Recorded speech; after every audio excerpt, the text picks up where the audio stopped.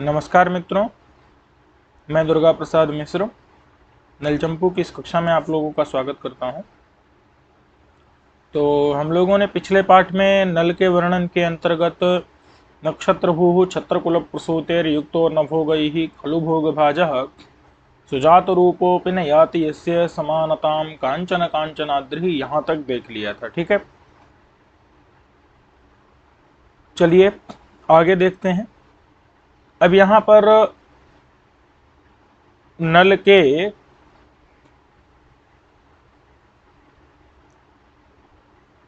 महामंत्री का वर्णन प्रारंभ होगा। ठीक है,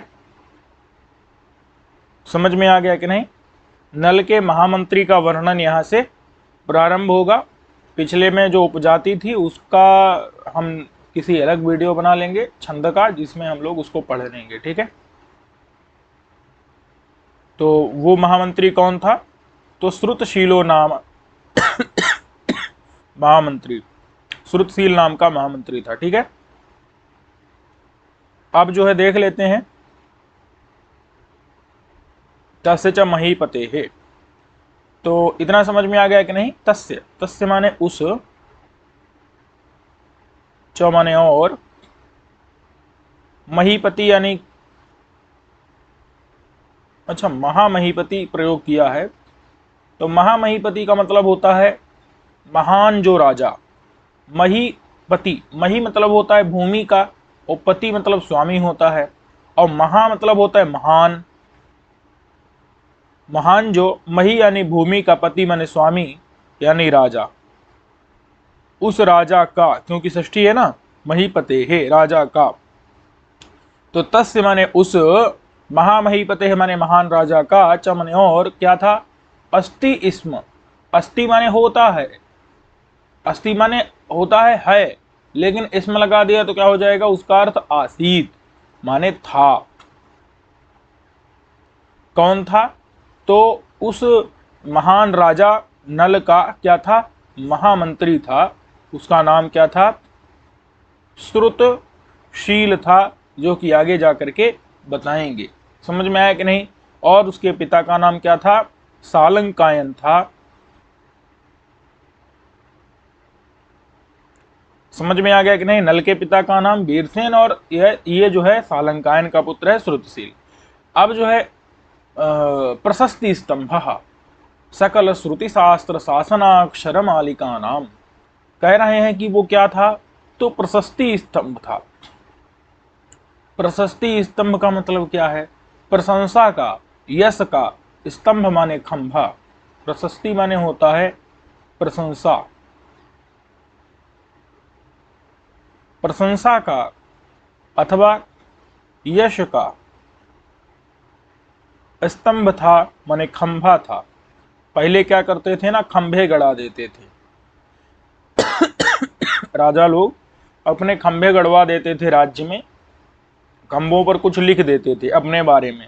आज भी लोकार्पण करते हैं ना, पत्थर गड़वा देते हैं कि इन इन माने प्रधानमंत्री ने या ग्राम प्रधान ने, विधायक ने ये लोकार्पण किया है। तो उससे क्या रहता है? वो जब तक पत्थर नष्ट नहीं होता या खंभे नष्ट नहीं होते, तब तक उस राजा की, उस प्रधान की वहां पर कीर्ति बनी रहती है। तो वही बता रहे हैं कि वो जो श्रुतशील था वो प्रशस्ति स्तंभ था, प्रशंसा का, यश का स्तंभ माने खंभा था। अच्छा, कहते हैं किसका? तो बता रहे हैं कि सकल श्रुति शास्त्र शासनाक्षर मालिका नाम। सकल माने सभी, श्रुति माने वेद, शास्त्र माने जो स्मृति इत्यादि हैं, याज्ञवल्क्य स्मृति, मनुस्मृति इत्यादि, ये सब क्या है? शास्त्र हैं। श्रुति वेद हो गए, सकल माने सभी, जो, और शासन अक्षर, शासन अक्षर होते हैं जो राजा लोगों को क्या करता है? शासन करता है। तो उसमें जो अक्षर माने आदेश देता है, शासन माने जब आदेश देने के लिए अक्षर का, वाक्यों का प्रयोग करता है, तो ऐसे सभी वेद, स्मृति, आदेश वाक्य, शासन अक्षर मतलब शासन माने आदेश के लिए जो अक्षर माने वाक्य प्रयोग किए जाएं, तो उनकी मालिका नाम, उनकी मालाएं, उनकी माला, माला मतलब क्या है? वर्णों की पंक्तियां अथवा वर्णों के समूह, वर्णों की पंक्तियां अथवा वर्णों के समूह, ऐसे समूहों का वो क्या था? प्रशस्ति स्तंभ था। समझ में आ गया कि नहीं? तो जो खंभा रहता है उसके अंदर राजा के क्या रहते हैं? जैसे ये खंभा हो गया, इस खंभे के अंदर राजा के शासनाक्षर माने आदेश वाक्य लिखे रहते हैं। खंभों के अंदर श्रुतियां माने वेद लिख दिए जाते हैं। खंभों के अंदर शास्त्र माने स्मृतियां लिख दी जाती हैं। खंभों के अंदर शासन के अक्षर लिख दिए जाते हैं। तो उन सभी का उन सभी माने वेद, स्मृति, आदेश, वाक्य, इन सभी के मालिका नाम मतलब है माला माने वर्णों के समूहों का, वर्णों की पंक्तियों का वो खंभा था। यानी उसके अंदर भी ये सारी चीजें लिखी हुई थी। उसके अंदर वेद लिखे हुए थे, उसके अंदर स्मृतियां लिखी हुई थी, उसके अंदर आदेश वाक्य लिखे हुए थे। बात समझ में आई कि नहीं? मतलब वो जो है वेद, स्मृति, आदेश वाक्य इन सब का प्रयोग कर सकता था। बात समझ में आ गई कि नहीं? इन सब का वो प्रयोग कर सकता था। वेदादि शास्त्र का उसको ज्ञान था। राजा के क्या आदेश हैं और किस प्रकार से उनका क्रियान्वयन करना है, ये सब उसको पता था। ठीक है, तो वो जो है इस प्रकार का स्तंभ के समान था और प्रशस्ति स्तंभ था, प्रशंसा का, यश का स्तंभ था। बात समझ में है कि नहीं? उसके कारण राजा का यश बढ़ रहा था। और क्या है? तो कह रहे हैं कि निग्रोध पादपहा पुण्य कर्म प्ररोहाणाम, वो पुण्य कर्म के जो प्ररोह होते हैं, प्ररोह मतलब जड़ होता है। पुण्य कर्म का मतलब क्या है? पवित्र कर्म, धार्मिक कर्म। कर्म माने क्रिया। तो पवित्र क्रिया जो है, उस क्रिया रूपी अथवा धार्मिक जो कार्य हैं, उन पवित्र क्रिया रूपी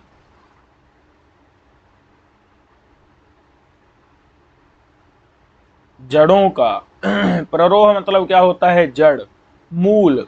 उन जड़ों का वो निग्रोध पादप था। निग्रोध पादप मतलब बरगद का वृक्ष था, बट वृक्ष था, बरगद का वृक्ष था। अब समझना है थोड़ा सा, क्योंकि जितनी बरगद की वृक्ष में क्या रहती हैं? बहुत सी जड़ें रहती हैं। बहुत सी जड़ें बरगद की वृक्ष में मतलब नीचे भी रहती हैं और ऊपर भी जो है जड़ें लटकती रहती हैं, जटाएं लटकती रहती हैं। तो इसलिए ऐसे ही उसके अंदर भी, वो भी निग्रोध पादप माने बरगद के वृक्ष की तरह, उसके अंदर भी पुण्य कर्म यानी पवित्र क्रियाएं जो है, उसके अंदर बहुत सी पवित्र क्रियाएं विद्यमान थी। समझ में आया कि नहीं? बहुत सी पवित्र क्रियाओं को, धार्मिक क्रियाओं को, पुण्य कर्मों को, पुण्य कर्म माने धार्मिक कर्मों को वो करता रहता था। इतनी बात समझ में आ गई कि नहीं?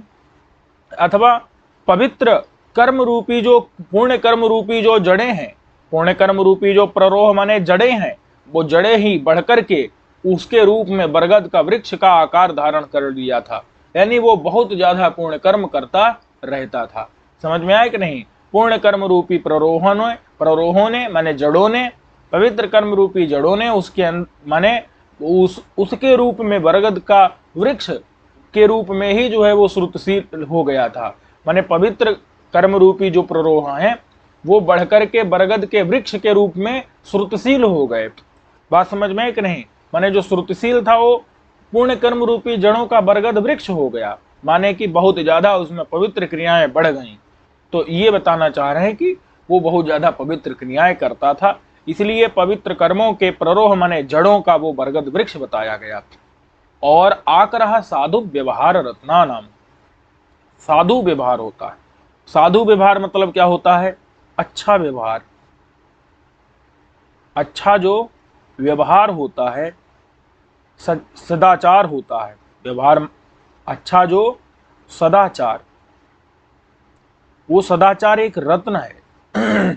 आप अच्छा शिष्टाचार करते हैं, साधु व्यवहार करते हैं, साधु माने सुंदर, अच्छा, साधु माने अगर सुंदर व्यवहार करते हैं, तो सुंदर जो व्यवहार है वो व्यवहार वास्तव में रत्न तुल्य है, वो रत्न ही है। तो अच्छा सदाचार रूपी रत्नों का, सदाचार क्या है? रत्न है। और ऐसे रत्नों का वो आकर था। आकर का मतलब क्या होता है? खदान अथवा खान था। क्या था? खान समझते हैं, जहां से खन खन करके, खोद खोद करके क्या किया जाता है? निकाला जाता है रत्नों को। समझे कि नहीं? तो खान था वो। साधु मतलब सुंदर व्यवहार सदाचार रूपी रत्नों का वो खान था, यानी कि आकर था, सागर था पूरा, जो है उसमें खजाना था। समझ में आया कि नहीं? उसके अंदर अच्छे साधु व्यवहार रूपी, अच्छे सदाचार रूपी रत्न उसके अंदर भरे हुए थे। वो उनका आकर था, खान था, खजाना था, निधि था। समझ में आ गया कि नहीं? अब कहते हैं कि इंदु, इंदु माने चंद्रमा था। चंद्रमा किसका होता है? ज्योत्सना का, चांदनी का चंद्रमा होता है। चांदनी यानी चंद्रिका का। तो चंद्रिका कौन है यहाँ पर? पार्थिव नीति। पार्थिव मतलब होता है राजा की। पार्थिव माने क्या होता है? राजा की जो नीति है। पार्थिव माने राजा की जो नीति है, राजनीति। राजा की नीति को क्या कहते हैं? राजनीति। तो उस राजनीति रूपी चांदनी का वो चंद्रमा था। अब बताओ, चांदनी किससे निकलती है? चंद्रमा से निकलती है। वैसे ही श्रुतशील नामक महामंत्री से राजा की राजनीति निकलती थी। समझ आया कि नहीं? राजा की जो पार्थिव नीति थी, राजनीति थी, वो राजनीति कहां से प्रकाशित होती थी, कहां से निकलती थी? तो उस श्रुतशील से निकलती थी, क्योंकि वो राजनीति रूपी चांदनी का चंद्रमा था, इंदु था। बात समझ में आई कि नहीं? चांदनी उससे निकलती थी, माने चंद्रमा से चांदनी निकलती है, वैसे ही राजनीति उस श्रुतशील से निकलती थी।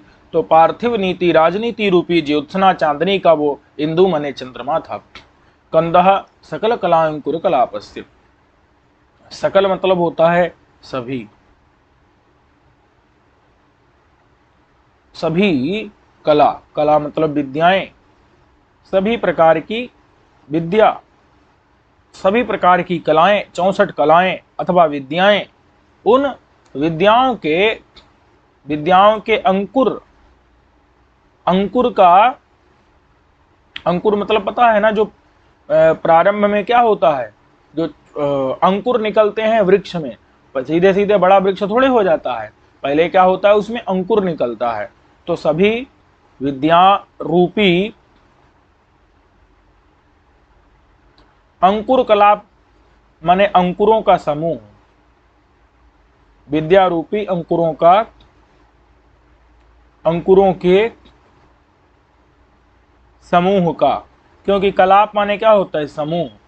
तो सकल कला माने सभी विद्या रूपी अंकुरों के, कलाप का माने अंकुरों के समूह का वो कंद था। कंद मतलब होता है मूल था, जड़ था। मतलब सारे अंकुर जो श्रुतशील था, जो श्रुतशील था, वो श्रुतशील क्या था? जड़ था। जैसे जड़ से क्या निकलता है? अंकुरों का समूह निकलता है। जड़ से क्या निकलता है? अंकुरों के समूह निकलते हैं। वैसे श्रुतशील से सभी विद्याएं निकलती थीं। समझ में आ गया कि नहीं? क्योंकि श्रुतशील क्या था? जड़ था, मूल था।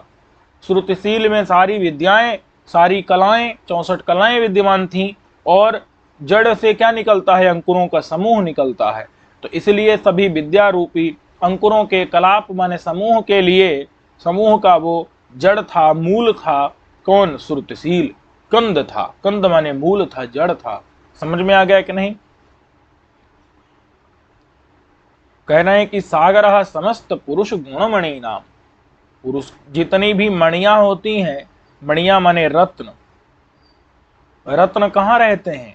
सागर माने समुद्र में रहते हैं। तो रत्नों का वो क्या था? सागर था, समुद्र था, खजाना था। तो रत्न किस प्रकार के रत्न? क्योंकि असली रत्न तो सागर में रहते हैं, इसके अंदर कैसे रत्न रहते थे, ये किस प्रकार के रत्नों का सागर था। तो कहते हैं समस्त माने सभी पुरुष के, सभी जो मनुष्य के गुण हैं, मानवीय गुण है, ऐसे मनुष्य के गुण रूपी रत्नों का, समझ में आया कि नहीं। तो मनुष्य के गुण गुण क्या होते हैं, दान करना, दया करना, उपकार करना, बात समझ में आई कि नहीं। ये सब क्या है, ये मनुष्य के गुण हैं। तो समस्त माने सभी पुरुष माने मनुष्य के जो गुण हैं, उन गुण रूपी रत्नों का, गुण रूपी मणियों का ये सागर था, समुद्र था, खजाना था। समझ में आया कि नहीं। इसके अंदर सभी मनुष्य के गुण रूपी रत्न रहते थे। समझ में आ गया कि नहीं। सारे मनुष्यों के गुण, दान दया दाक्षिण्य इसके अंदर रहते थे, इसीलिए इसको सागर बता दिया गया है, गुण रूपी रत्नों का सागर। और क्या था भाई, तो कह रहे हैं आलान स्तंभ चपल राज्य लक्ष्मी करेणुकाया। देखो, जो राज्य की लक्ष्मी होती है वो अत्यंत चपल होती है, चपल यानी चंचल होती है। उसको अगर राजा को सही मंत्री न मिले तो राजा की बुद्धि भ्रष्ट हो जाती है और जल्दी ही राजा का राज्य छिन जाता है। तो राजा की जो लक्ष्मी है, राज्य लक्ष्मी, राजा की जो शोभा है, राज्य शोभा, वो क्या होती है, शीघ्र ही नष्ट हो जाती है अथवा किसी दूसरे राजा के पास चली जाती है। तो कहा गया है ना पहले भी जो है, जैसे शूद्रक वाले पाठ में, कि राज्य लक्ष्मी जो अन्य अन्य सहस्र कुनपतियों के संपर्क के कलंक को दूर करती हुई अथवा प्रक्षालित करती हुई कृपाण धारा जल में सुखम अतिचिरम निवास राजलक्ष्मी, अन्य अन्य माने कुनपतियों के पास थी, लेकिन उन सबको व्यतीत कर दिया, मार दिया शूद्रक ने। तो राज्य लक्ष्मी कहाँ चली आई, शूद्रक के पास चली आई। तो इसलिए राज्य लक्ष्मी चंचल होती है, किसी के पास भी जा सकती है। ठीक है, जो बलशाली होगा, जो विजय प्राप्त करेगा, उसी के पास राज्य लक्ष्मी चली जाएगी। तो चपल माने अत्यंत चंचल जो राज्य लक्ष्मी होती है, चपल माने तो वो किस पर टिकी होती है, अच्छे मंत्री पर टिकी होती है। अच्छा मंत्री नहीं होगा तो राज्य लक्ष्मी नहीं टिकेगी। तो चपल माने चंचल जो राज्य लक्ष्मी है, राज्य की लक्ष्मी है, राज्य की शोभा है, वो बहुत चंचल होती है। और वो करेणुका माने हथनी के समान होती है। किसके समान होती है, करेणुका माने हथनी के समान होती है। रूपी जो करेणुका, करेणुका मतलब क्या होता है, हथिनी। तो ऐसी हथिनी बहुत चंचल होती है। हथिनी क्या होती है, बहुत चंचल होती है। जो भी बलशाली हाथी होगा अथवा जो उसको हथनी को नियंत्रण में रख सकेगा तो उसी के पास रहेगी हथनी। तो ऐसी चपल माने बहुत चंचल जो राज्य लक्ष्मी है, उस राज्य लक्ष्मी रूपी हथिनी का राज्य लक्ष्मी रूपी हथिनी का वो क्या है, आलान स्तंभ है। आलान स्तंभ का मतलब होता है हाथी को बांधने के लिए जो,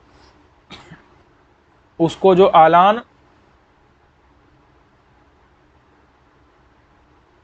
माने बांधने के लिए, स्तंभ कहते हैं खंभा। समझ में आया कि नहीं। कौन, श्रुतशील नाम का महामंत्री चपल माने चंचल राज्य लक्ष्मी रूपी हथिनी का वो बांधने के लिए स्तंभ माने खंभा है। समझ में आया कि नहीं।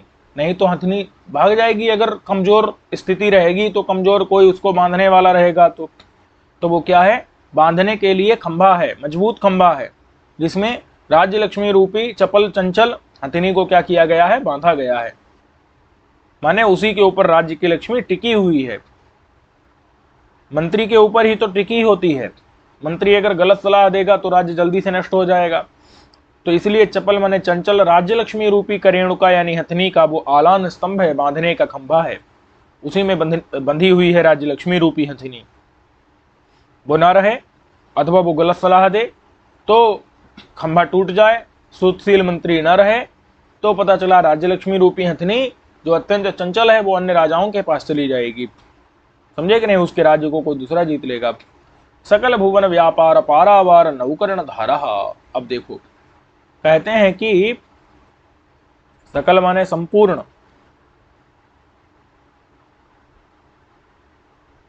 सभी जो भुवन है, भुवन माने लोक, लोक है, सारे लोग, सारे जो लोक हैं उन लोकों का जो व्यापार है,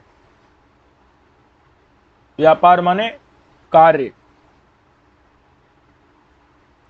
सारे लोगों का जो कार्य है वो कार्य एक पारावार है। पारावार कहते हैं सागर है, समझ आया कि नहीं? क्योंकि राजा को सारे लोगों का कार्य देखना पड़ता है कि नहीं देखना पड़ता है, बताओ? राजा सारे लोगों का कार्य देखता है कि नहीं देखता है? देखता है।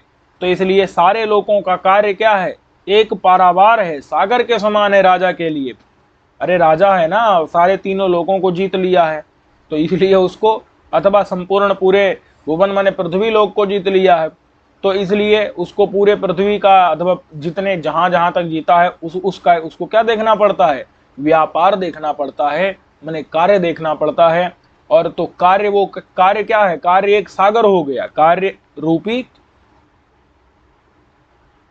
अब बताओ पूरे कार्य रूपी सागर में वो कैसे घूम घूम सकेगा? पूरे सारे सभी लोक का, सकल संपूर्ण भुवन माने लोक का व्यापार कर पाएगा क्या? कार्य रूपी सागर को देख पाएगा? नहीं देख पाएगा व्यापार रूपी पारावार को।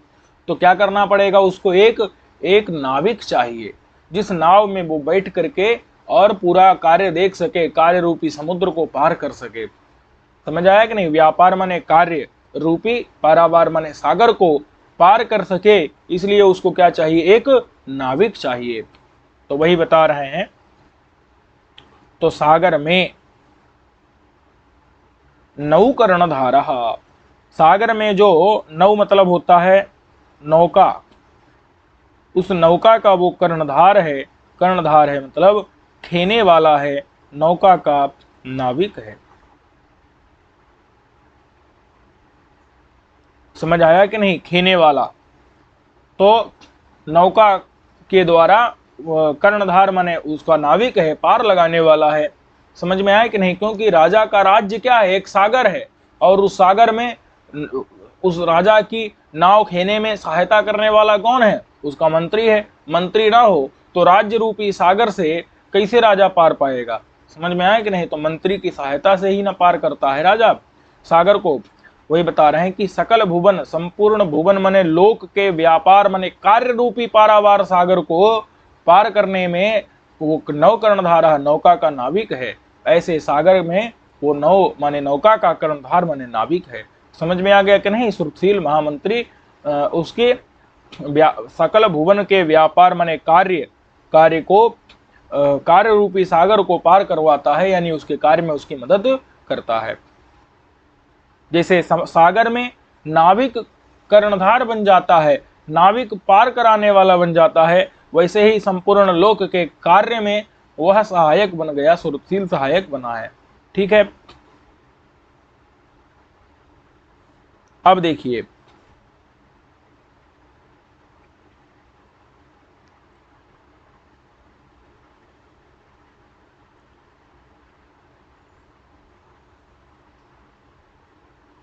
सुधा रूपी जो अंभो निधि, सुधा रूपी जो अंभो निधि,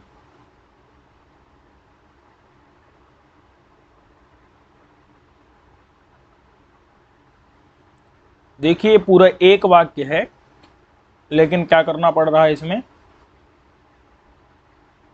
इसको थोड़ा तोड़ना पड़ेगा।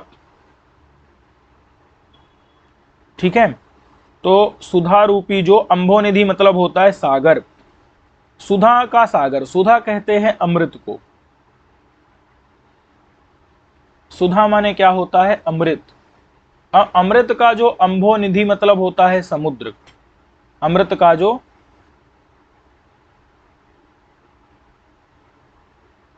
समुद्र, उस समुद्र में क्या रहता है? डिंडीर रहता है। डिंडीर का मतलब होता है उसका फेन। फेन समझते हैं ना? झाग।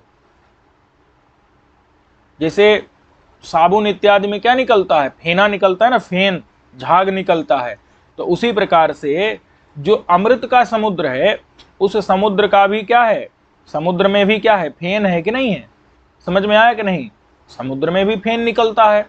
तो समुद्र किसका है? अमृत का समुद्र है। तो बताओ फेन भी क्या होगा? अमृत का फेन निकलेगा। अरे सुधा माने अमृत का, अम्भोनिधि माने समुद्र, तो उस समुद्र का जो डेंडीर माने फेन होगा वो भी अमृत का होगा। और अमृत अत्यंत सफेद सफेद माना गया है, तो इसीलिए उसका जो फेन होगा वो तो और भी सफेद होगा। अरे साबुन का फेन जैसे सफेद होता है कि नहीं, तो वैसे ही और भी फेन सफेद होगा अमृत के समुद्र का जो फेन होगा। सुधा माने अमृत के, अम्भोनिधि माने समुद्र के का जो डिंडीर माने फेन होगा वो बहुत सफेद होगा। समझ में आया कि नहीं? अच्छा फेन, अब फेन के जो पिंड, पिंड माने होता है समूह, एक फेन नहीं है, फेन के पूरे पिंड हैं। पिंड माने पटल हैं, समूह हैं। फेन के पूरे पटल हैं, समूह हैं। अच्छा तो फेन एकदम सफेद होगा, फेन सफेद होगा कि नहीं होगा? तो उसी के समान फेन के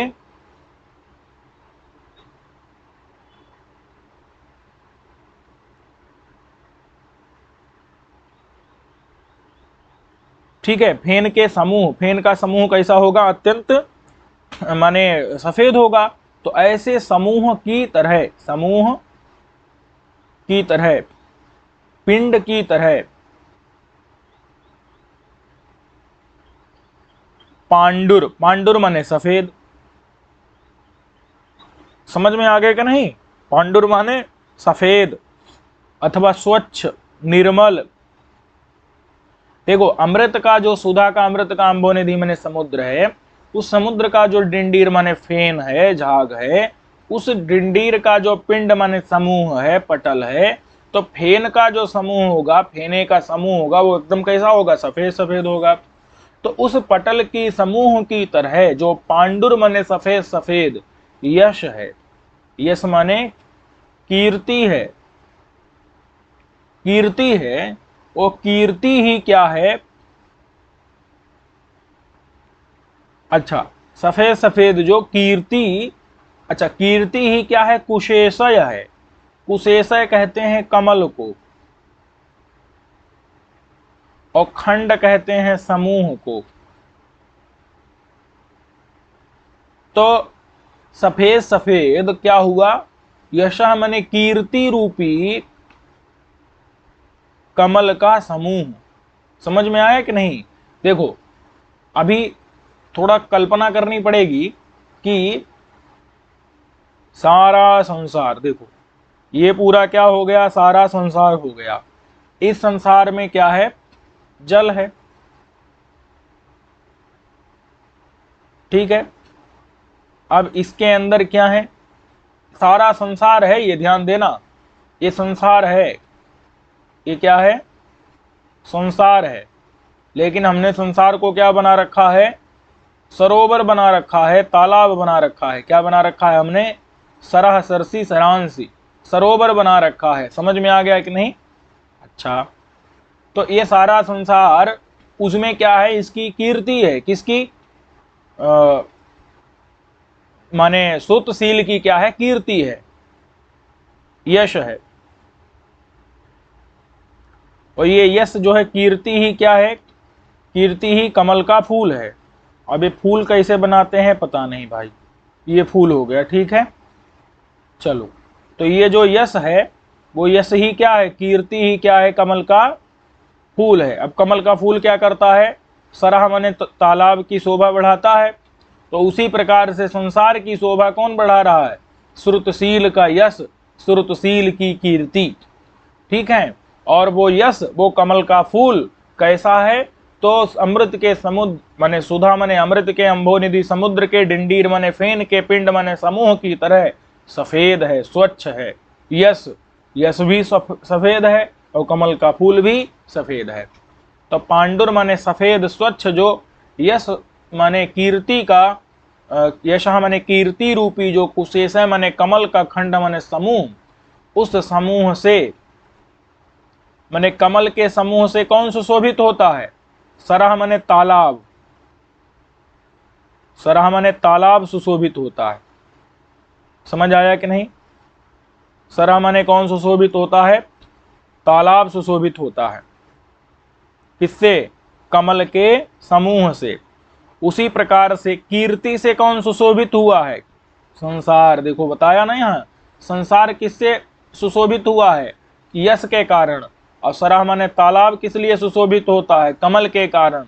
यानी यश रूपी कमल के कारण संसार रूपी तालाब सुशोभित हो रहा है। मंडित, मंडित का मतलब क्या होता है? सुशोभित।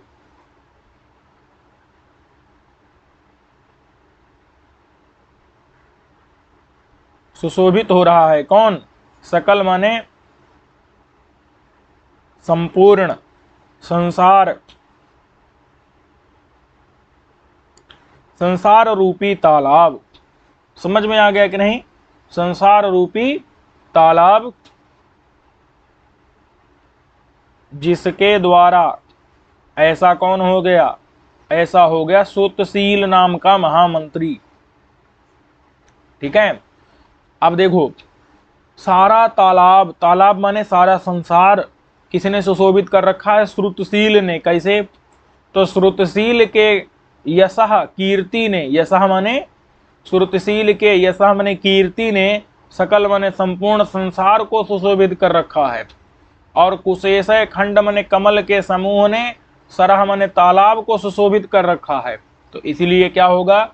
इसलिए यश रूपी जो कमल समूह, यशः रूपी कुशेषय खंड माने कमल समूह, उसके द्वारा सकल माने संपूर्ण संसार रूपी तालाब मंडित हो रखा है, सुशोभित हो रखा है।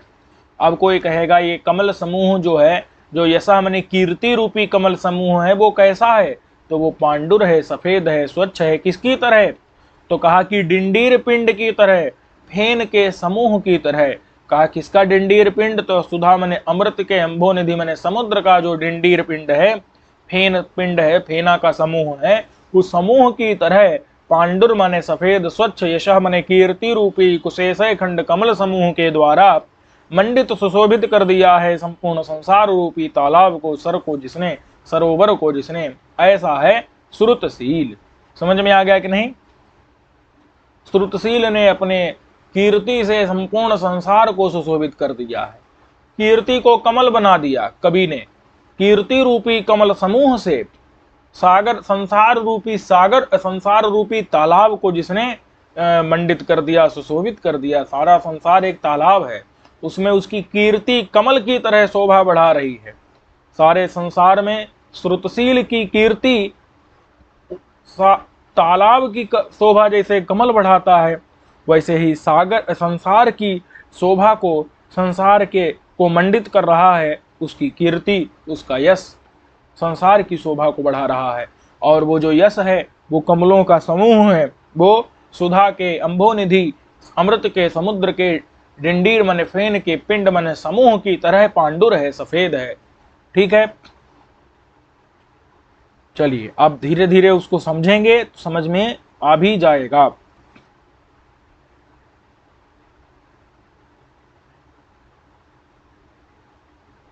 चलिए अब जो है क्या है? सरागीकृत समस्त पार्थिवानुजीवी।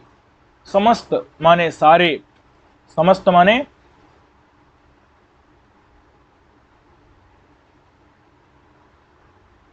सभी, पार्थिव माने राजा के, अनुजीवी माने जो नौकर इत्यादि लोग हैं, उनको क्या कर लिया? सरागीकृत कर लिया। यानी राग मतलब होता है प्रेम, सौ माने होता है सहित, और कृत माने कर लिया।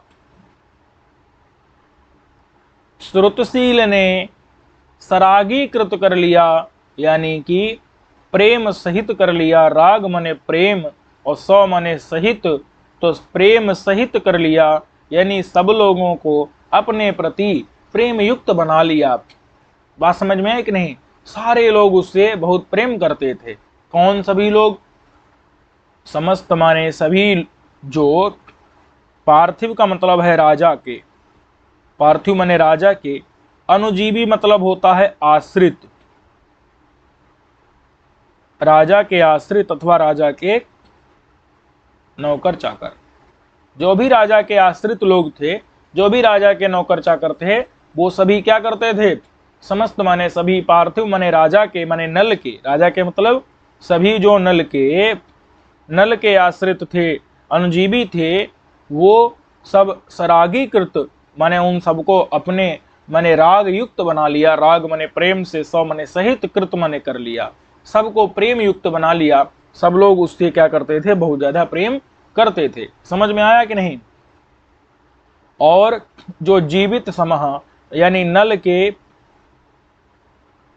जीवन के समह माने समान था, वो नल के जीवन के समान था, नल के प्राण के समान था, नल के प्राण के समान था।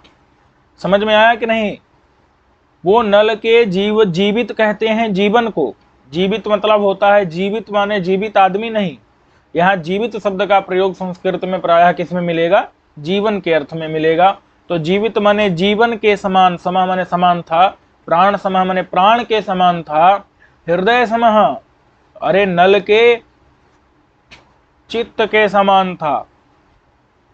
समः माने समान, मतलब नल के पास अब प्राण नहीं था, नल के पास श्रुतशील नाम का महामंत्री ही नल का प्राण था।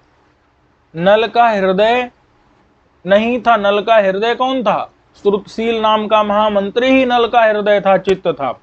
नल का जीवन उसका अपना जीवन नहीं था, नल का जीवन तो श्रुतशील महामंत्री ही था। श्रुतशील महामंत्री ना होता तो नल का जीवन ना होता, नल के प्राण ना होते, नल के अंदर हृदय ना होता, तो वो जीवन के समान था, प्राण के समान था, हृदय के समान था। और शरीर मात्र भिन्न। अच्छा, क्या दोनों का शरीर एक था? नहीं, शरीर दोनों का भिन्न था। तो सिर्फ मात्र माने सिर्फ, शरीर माने देह, भिन्न मतलब अलग थी। सिर्फ दोनों की देह अलग थी, लेकिन द्वितीय इव आत्मा, इव माने मानो, द्वितीय माने दूसरा। एक आत्मा तो नल के अंदर रहता था और दूसरा आत्मा ये था, दूसरा मानो आत्मा था। शरीर भिन्न था, लेकिन ये क्या था? दूसरा आत्मा था। एक आत्मा नल के शरीर के अंदर और एक आत्मा बाहर श्रुतशील के रूप में। समझ में आया कि नहीं? तो दूसरा इव माने मानो आत्मा था। और कुल क्रमागतः, कुल माने खानदान, कि क्रम माने परंपरा से, खानदानी परंपरा से, आगत माने आया हुआ था, प्राप्त हुआ था। ऐसा नहीं श्रुतशील कोई नया नया जो है गुप्तचर राजा, अन्य राजा का गुप्तचर यहाँ भर्ती हो गया हो ना। कुल क्रम से, खानदानी क्रम माने परंपरा से, आगत माने आया हुआ था। समझ में आया कि नहीं? उसके पिता, वो भी उस नल के पिता के मंत्री थे, उनके भी जो पिता थे, जो नल के माने श्रुतशील के बाबा, नल के बाबा के मंत्री थे। इस प्रकार से परंपरा से आ रहा था। और संक्रांति दर्पण सुख दुखयो हो, कहते हैं कि नल को चाहे सुख होता या दुख होता, तो पूरा पूरा दर्पण मतलब क्या होता है? जिसमें हम अपने आप का प्रतिबिंब देखते हैं। तो वो संक्रांति का दर्पण था। संक्रांति का यानी कि परंपरा, संक्रमण की जिसके अंदर प्रतिबिंब का। संक्रांति का अर्थ क्या लेंगे यहां पर?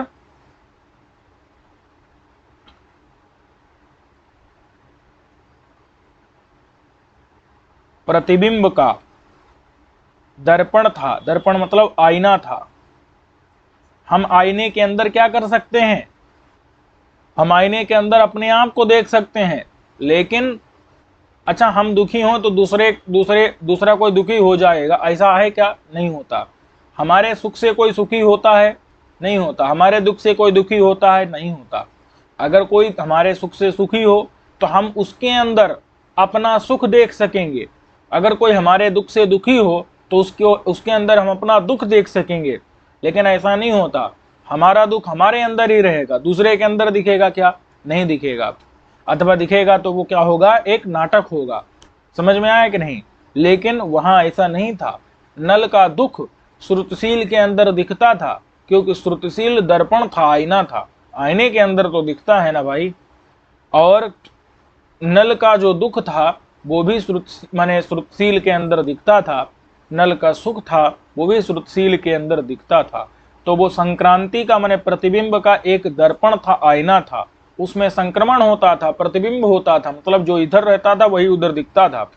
तो नल के सुख और दुख का वह संक्रांति दर्पण था, प्रतिबिंब का आईना था। समझ में आया कि नहीं? उसके अंदर नल का सुख और दुख देखा जा सकता था। अगर नल दुखी है तो फिर श्रुतशील भी दुखी रहता था, ये देखा जा सकता था वास्तविक रूप से। समझे कि नहीं? स्वभावानुरक्त, स्वभाव से ही अनुरक्त था नल के प्रति। उस वो जो है स्वभाव माने अपने प्रकृति से ही, ऐसा नहीं कि किसी ने जबरदस्ती उसको नल के प्रति अनुरक्त कराया हो, नहीं नहीं, अपने स्वभाव से ही अनुरक्त था। अनुरक्त माने प्रेम युक्त था। किसके प्रति प्रेम युक्त था? नल के प्रति।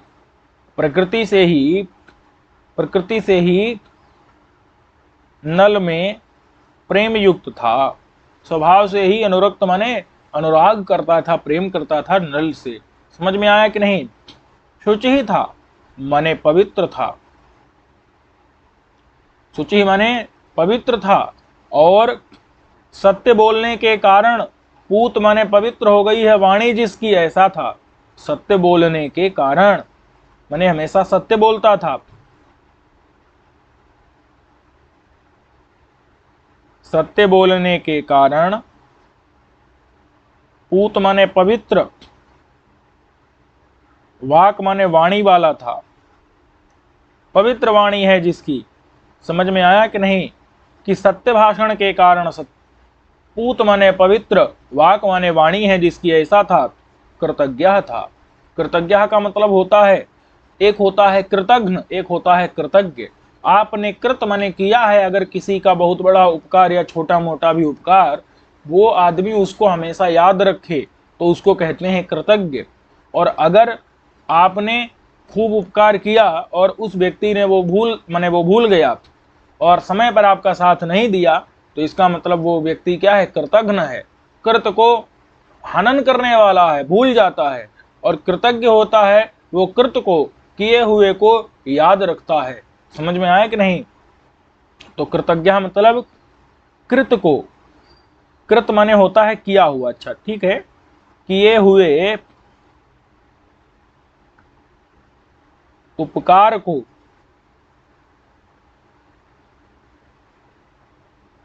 बहुत मानने वाला। कृतज्ञ वो होता है जो आपने उपकार कर दिया तो उसको वो बहुत माने, बहुत समझे। किए हुए उपकार को बहुत मानने वाला होता है कृतज्ञ, और किए हुए उपकार को कुछ ना समझने वाला, भूल जाने वाला होता है कृतघ्न। ठीक है? और वो क्या था भाई? ब्राह्मण था, ब्राह्मण था।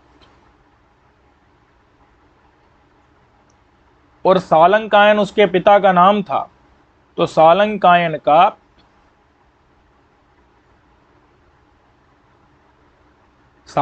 किसका नाम था? बाप का नाम था। सालंकायन का सूनु माने पुत्र था। उसका नाम क्या था? श्रुतशील नाम था, नाम वाला, श्रुतशील नाम वाला। वो महामंत्री था, माने महाअमात्य था, माने प्रधान अमात्य था, प्रधान मंत्री था। समझ में आ गया कि नहीं? सालंकायन का सूनु माने पुत्र था, उसका नाम श्रुतशील था, और वो प्रधान अमात्य, प्रधान महामंत्री था। समझ में आया कि नहीं? प्रधानमंत्री था।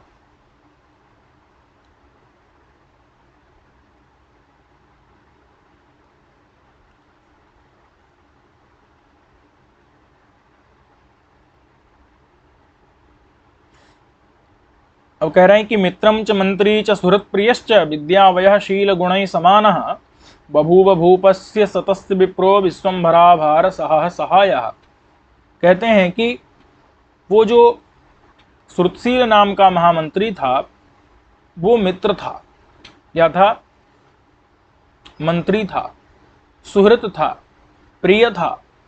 विद्यावयः शील गुणैः समानः, विद्या वयशील गुणों के द्वारा समान था, और वह विप्र था। वह तस्य भूपस्य उस नल रूपी राजा का विश्वम्भरा भार सह, विश्वम्भरा यानी पृथ्वी के भार को सहन करने वाला सहायक बभूव माने हुआ। समझ में आ गया कि नहीं? विद्या में माने ज्ञान में, वयः माने उम्र में, अवस्था में, शील माने स्वभाव में,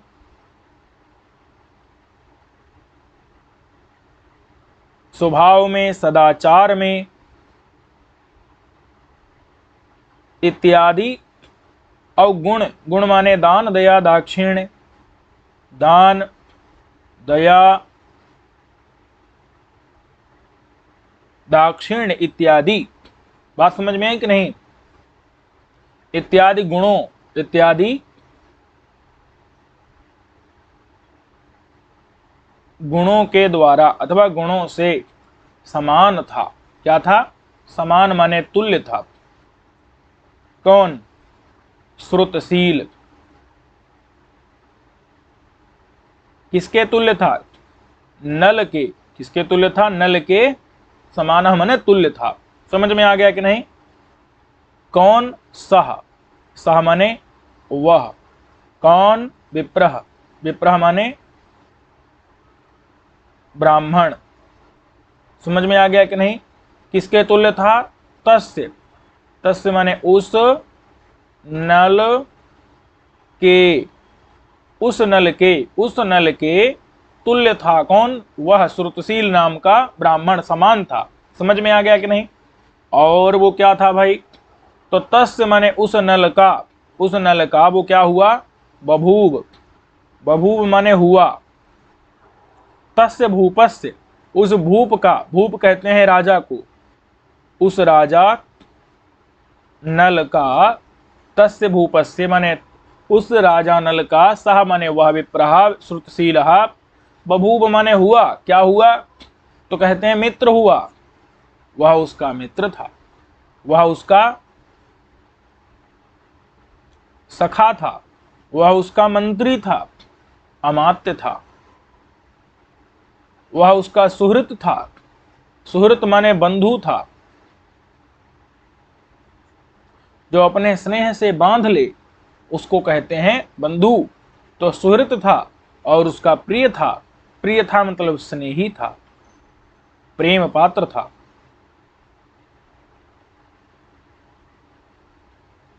स्नेही था, प्रिय था मतलब प्रेम पात्र था, स्नेही था। कौन? जो श्रुतशील था। किसका? नल का। नल का मित्र था, नल का मंत्री था, नल का सुहृत माने बंधु था, नल का प्रिय था, नल का स्नेही था, प्रेम पात्र था, और नल के तुल्य था। विद्या वयः माने ज्ञान, उम्र, शील माने स्वभाव, सदाचार, गुण माने दान दया दाक्षिण्य इत्यादि गुणों से समान था। बभूव माने हुआ, भूपस्य माने राजा नल का, सह माने वह, तस्य माने उस राजा नल का, तस्य कहाँ जाएगा? उसमें माने भूपस्य में। सह विप्रह। सह कौन? विप्रह। वह विप्र जो है ब्राह्मण श्रुतशील क्या हुआ? बभूव माने हुआ। क्या हुआ? विश्वम्भरा भार सह। विश्वम्भरा कहते हैं पृथ्वी को। पृथ्वी का जो भार है माने राज्य का भार। पृथ्वी का भार मतलब राज्य का, राज्य का भार। उस भार को सह माने सहने में समर्थ।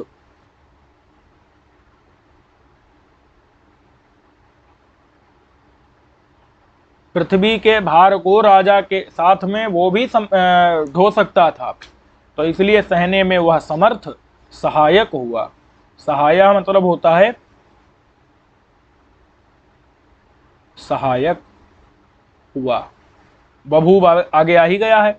तो विश्वम्भरा यानी पृथ्वी के राज्य के भार को सहा माने सहने में समर्थ, वह श्रुतशील नाम का महामंत्री सहाय माने सहायक हुआ।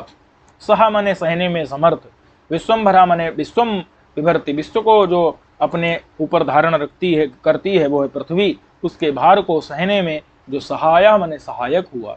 समझ में आया कि नहीं? क्या हुआ? सहायक हुआ। अब कहते हैं कि अपिच, और भी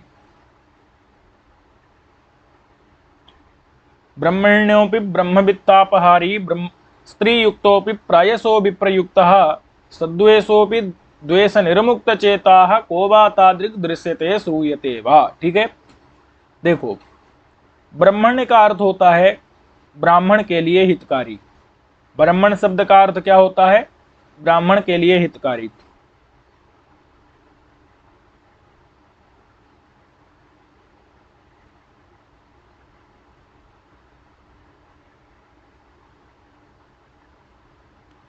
समझ गए कि नहीं? क्या होता है? ब्राह्मण के लिए हितकारी। ब्राह्मण शब्द जैसे बनता है उसकी तो उसका अर्थ व्युत्पत्ति क्या निकलती है?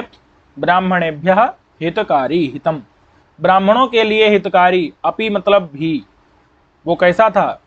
श्रुतशील क्या था? ब्राह्मणों के लिए ब्राह्मण्य था। ब्राह्मण्य माने ब्राह्मणों के लिए हितकारी था। अच्छा, वो अब जो है विरोध देखना कि ब्रह्म, ब्रह्म माने ब्राह्मणों के,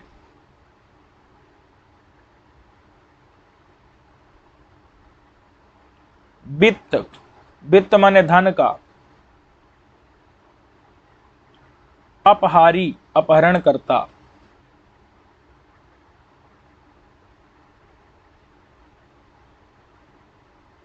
समझ में आ गया कि नहीं?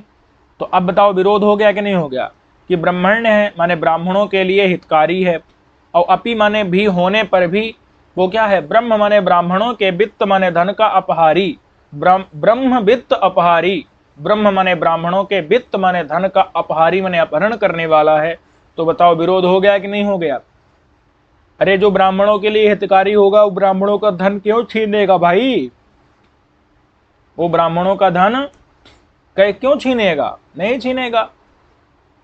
ब्रह्म माने ब्राह्मणों के, वित्त माने धन का, अपहारी माने अपहरण करने वाला है। गलत है कि नहीं है?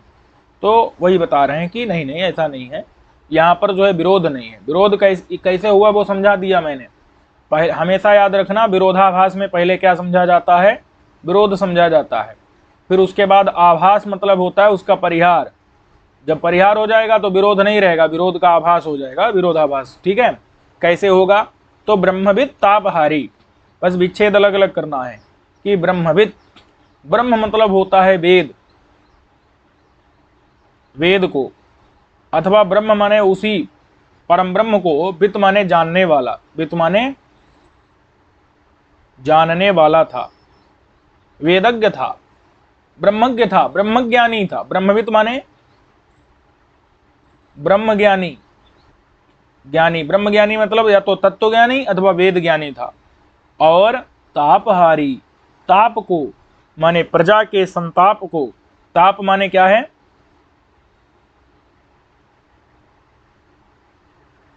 प्रजा के, ताप माने संताप को, प्रजा की संताप माने पीड़ा को, हारी माने हरने वाला था। समझ में आ गया कि नहीं?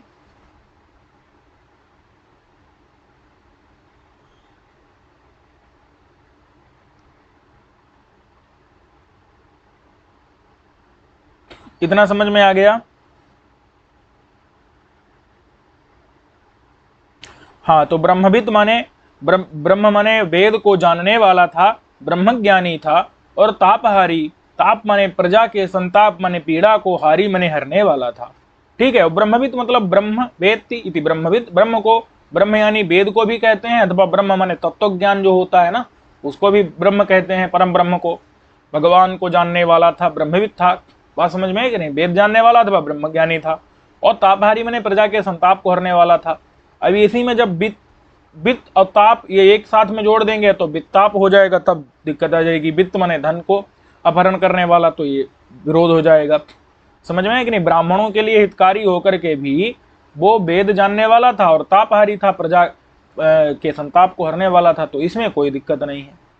लेकिन ब्रह्मविद तापहारी, ब्रह्म माने ब्राह्मणों के, वित्त माने धन को अपहरण करने वाला, तो समस्या है कि नहीं है? है। अब कहते हैं स्त्री युक्तोपि, स्त्री से युक्त होने पर भी, स्त्री से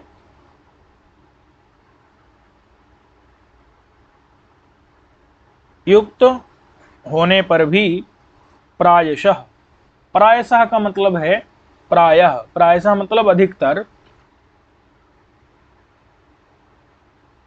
वो क्या रहता था? विप्रयुक्तः। क्या रहता था? विप्रयुक्तः। अब ये विप्रयुक्तः का मतलब देखो भाई,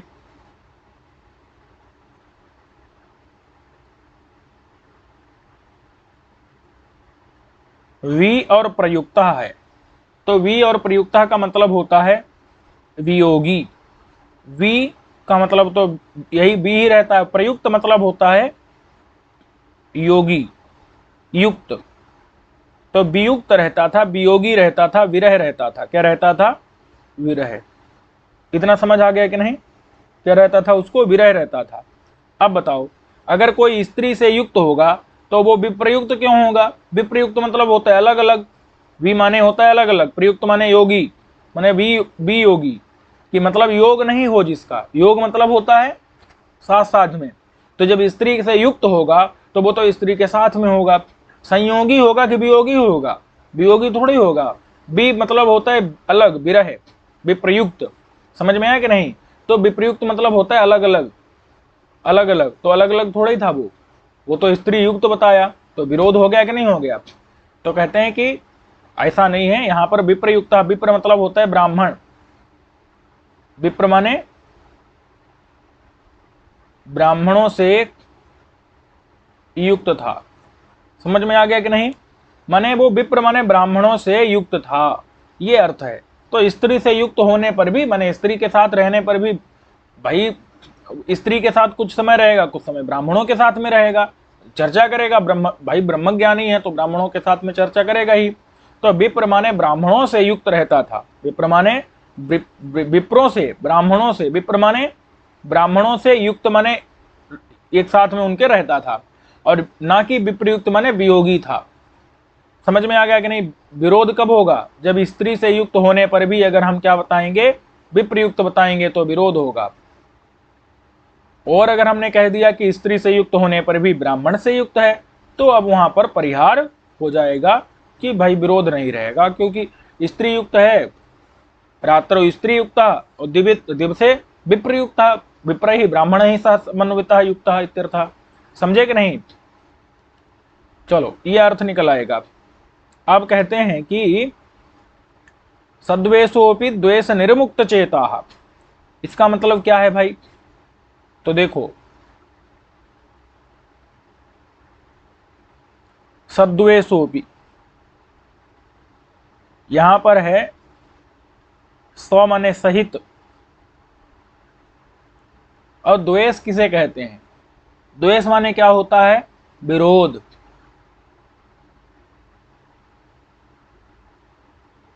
अथवा क्रोध। तो अवपी माने भी।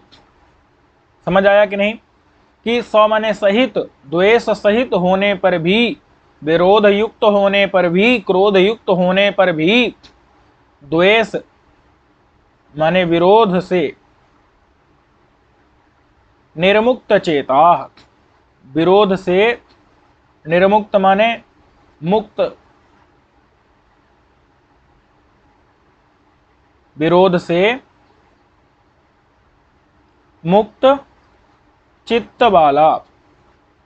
अब बताओ समझ आ गया कि नहीं? गड़बड़ हो गया कि नहीं हो गया? माने द्वेष माने विरोध से युक्त सहित होने पर भी द्वेष निर्मुक्त चेता, कि द्वेष से जिसका क्या है? द्वेष से मुक्त। निर्मुक्त का मतलब होता है मुक्त चित्त, चेता मतलब चित्त वाला। इतना बात समझ में आ गया कि नहीं? विरोध हुआ कि नहीं हुआ? कि सद्वेष, द्वेष, द्वेष से स्व मने सहित, विरोध सहित होने पर भी, और द्वेष से निर्मुक्त चित्त है जिसका, विरोध से मुक्त है चित्त जिसका। विरोध से मुक्त माने अलग है, माने जिसके चित्त में, चित्त माने होता है मन में, जिसके मन में विरोध नहीं है, द्वेष नहीं है, द्वेष से निर्मुक्त है चित्त जिसका। विरोध, तो बताओ यहां विरोध हो रहा है कि नहीं? मतलब समस्या आ रही कि नहीं आ रही? कि एक तो विरोध से मुक्त चित्त है जिसका, और एक कह रहे हैं कि भैया सद्वेषा माने विरोध युक्त है, तो गड़बड़ा रहा है कि नहीं? तो क्या करेंगे इसका समाधान? इसका करेंगे सद अवेशः। सद माने होता है सुंदर, अवेशः लिखा है, सद है ये, सद अवेश। वेश मतलब होता है पहनावा। वेश माने क्या होता है? पहनावा। सद माने सुंदर, वेश माने पहनावा जिसका। ऐसा कौन हो गया? श्रुतशील हो गया। अरे भाई, ऐसा कौन हुआ? श्रुतशील हो गया। समझ में आ गया कि नहीं? कि सद्वेषः, ना कि सद्वेषः। द्वेष सहित होने पर भी और द्वेष निर्मुक्त चित्त वाला कहोगे तो गलत हो जाएगा ना।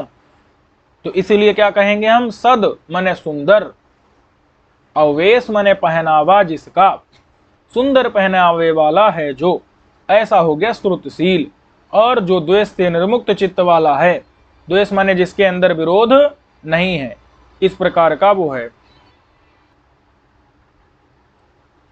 तो ये समझ आ गया। अब कहते हैं कोबा, को माने कौन, तादृक दृश्यते श्रूयते वा। समझ में आया कि नहीं? कोबा, कोबा का मतलब है कौन दूसरा, कौन दूसरा, तादृक माने उसके जैसा, उसके जैसा, दृश्यते माने दिखाई देता है, कौन उसके जैसा दिखाई देता है, अथवा श्रूयते माने सुनाई देता है, कौन उसके जैसा दिखाई देता है अथवा कौन उसके जैसा सुनाई देता है। समझ में आया कि नहीं? कौन उसके जैसा दिखाई देता है, कौन उसके जैसा सुनाई देता है, माने उसके जैसा कोई भी नहीं है। इतनी बात समझ में आ गई कि नहीं? अब जो है अगर यहां पर छंद की बात की जाए तो यहां पर शालिनी छंद है। ठीक है,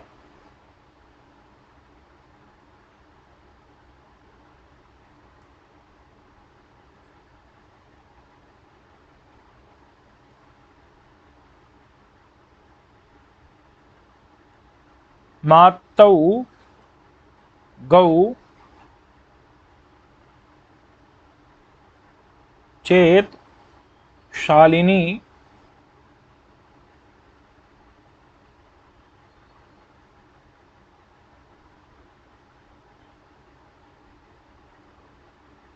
वेदलोकैः। ठीक है, अब देखो, मातौ गौचेत शालिनी वेदलोकैः, एक बार घटा लेते हैं। ये माता राजभवन सलगा का नियम आपको पता ही है।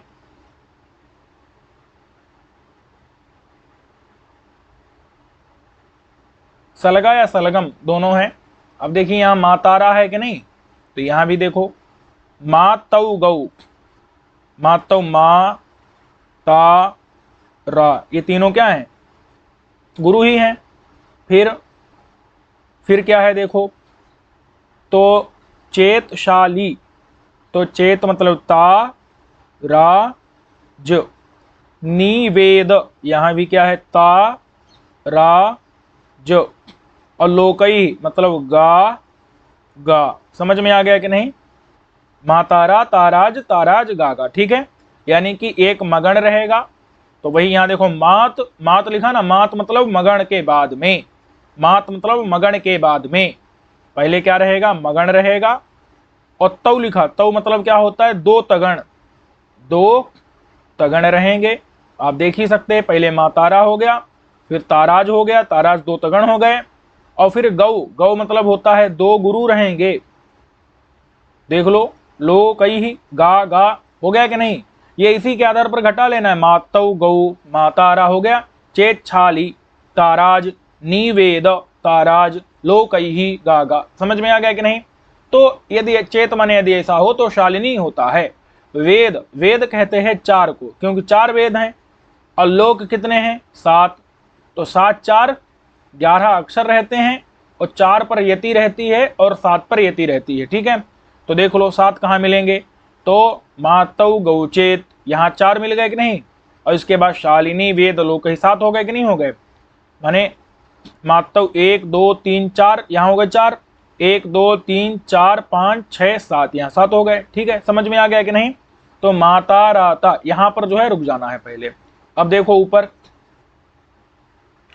जैसे यहां पर है ब्रह्मण्योपि ब्रह्मविद तापहारी, तो ब्रह्मण्योपि ब्रह्मविद तापहारी। देखो ब्रह्मण्य में क्या है? ये गुरु हो गया, ये भी गुरु हो गया, ये भी गुरु हो गया, और ये भी गुरु हो गया। ये मातारा मिल गया कि नहीं, ब्रह्मण्य। यहाँ गुरु क्यों है, आगे संयुक्त अक्षर है तो आ गुरु हो जाएगा, आगे भी संयुक्त अक्षर ण य है तो इधर भी गुरु हो जाएगा। पी भी गुरु है क्योंकि आगे संयुक्त अक्षर है। अब यहाँ पर देखो ब्रह्म, अच्छा यहाँ पर भी गुरु है क्योंकि आगे संयुक्त अक्षर है, यहाँ लघु है, फिर यहाँ गुरु है, यहाँ गुरु है, यहाँ लघु है, यहाँ गुरु है, यहाँ गुरु है।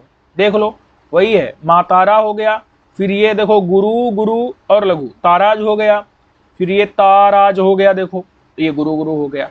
समझ में आ गया कि नहीं भाई, यहां भी तो वही था ना, माने गुरु गुरु गुरु गुरु गुरु, तो कितने गुरु, 3 2 5 गुरु, पहले 5 गुरु, फिर एक लघु, फिर 2 गुरु, फिर एक लघु, फिर 2 गुरु, यही है ना क्रम, गुरु गुरु लघु गुरु गुरु। ठीक है, समझ आ गया कि नहीं। इसमें सिर्फ 2 लघु, एक यहां पर एक यहां पर, यानी कि अगर गिने हम तो 5 के बाद एक लघु और फिर 6 7 के बाद 8वां लघु, यही है।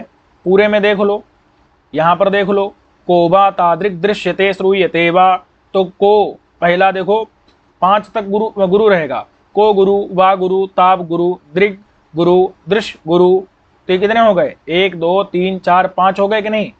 अब फिर ये लघु देखो, छठा लघु, फिर ते गुरु, श्रु गुरु, फिर ये देखो यह लघु, हो गया कि नहीं, और फिर आगे के फिर दोनों गुरु। तो जब यही प्रक्रिया रहेगी पूरी तो पूरा घट जाएगा, सभी में वही घट जाएगा, गुरु गुरु गुरु करके मातारा बन जाएगा, फिर गुरु गुरु लघु करके ताराज बन जाएगा, फिर गुरु गुरु लघु करके ताराज बन जाएगा, फिर तेवा करके गा गा, यानी गुरु गुरु दोनों बन जाएंगे। समझे कि नहीं, तो पूरी प्रक्रिया इसमें घट जाएगी इस प्रकार से शालिनी की। ठीक है, मातौ गौचेत शालिनी वेदलोकैः, ऐसे ही कहकम शक्तो रक्षितुम मृत्यु काले रज्जुच्छेदे के घटम धारयन्ति। तो ये जो स्वप्नवासव दत्तम में माने उक्ति है ना कंचुकी की, तो वहां पर भी यही है, समझे कि नहीं। वहां पर भी क्या है, कहकम शक्तो रक्षितुम मृत्यु काले, कौन सा छंद है वहां पर, मातौ गौचे शालिनी वेदलोकैः, शालिनी छंद हो जाता है। ठीक है, अब यहां से जो है राजा ने अपना सारा राज्य का भार उस मंत्री के ऊपर सौंप दिया और राजा ने विलास करना प्रारंभ कर दिया। इसको हम क्या करेंगे, अगले पाठ में देख लेंगे। ठीक है,